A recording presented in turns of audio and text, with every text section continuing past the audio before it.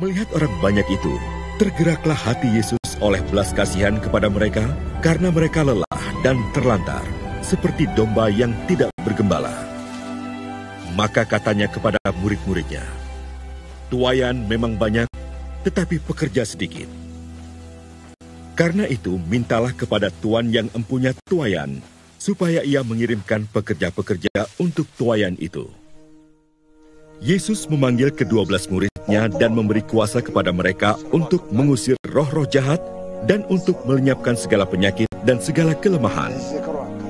Janganlah kamu menyimpang ke jalan bangsa lain atau masuk ke dalam kota orang Samaria, melainkan pergilah kepada domba-domba yang hilang dari umat Israel.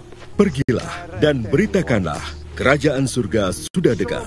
Sembuhkanlah orang sakit, bangkitkanlah orang mati, tahirkanlah orang kusta, usirlah setan-setan. Kamu telah memperolehnya dengan cuma-cuma, karena itu berikanlah pula dengan cuma-cuma.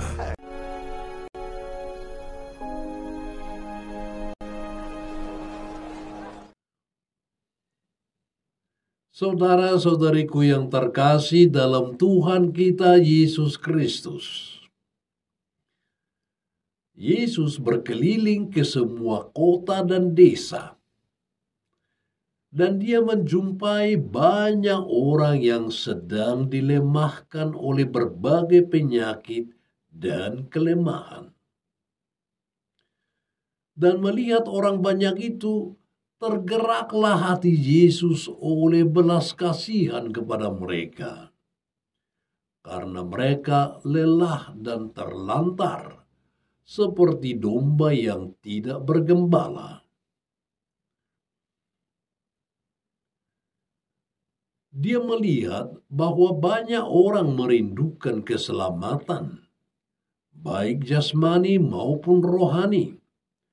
Dan karena itu dia berkata, tuaian memang banyak, tetapi pekerja sedikit. Karena itu mintalah kepada Tuan yang mempunya tuaian, supaya dia mengirimkan pekerja-pekerja untuk tuaian itu. Saudara-saudari, hendaklah kita sadari bahwa saat ini juga Yesus masih berkeliling ke semua kota dan desa di seluruh dunia untuk memberitakan Injil serta melenyapkan segala penyakit dan kelemahan. Ia terus berkarya setiap saat karena hatinya tergerak oleh orang banyak yang lelah dan terlantar, seperti domba yang tidak bergembala. Ya benar, Yesus masih berkarya sampai sekarang ini, setiap hari. Tetapi melalui orang-orang yang berprofesi sebagai tenaga medis di rumah-rumah sakit. Namun masih selalu saja ada orang-orang sakit yang tidak tertangani, karena tidak terjangkau atau karena pekerja-pekerja medis kurang mencukupi. Tetapi jangan lupa saudara-saudari bahwa banyak orang juga menderita kelemahan-kelemahan lain, baik kelemahan dalam iman, dalam bidang ekonomi, dalam bidang sosial, dan lain-lain sebagainya.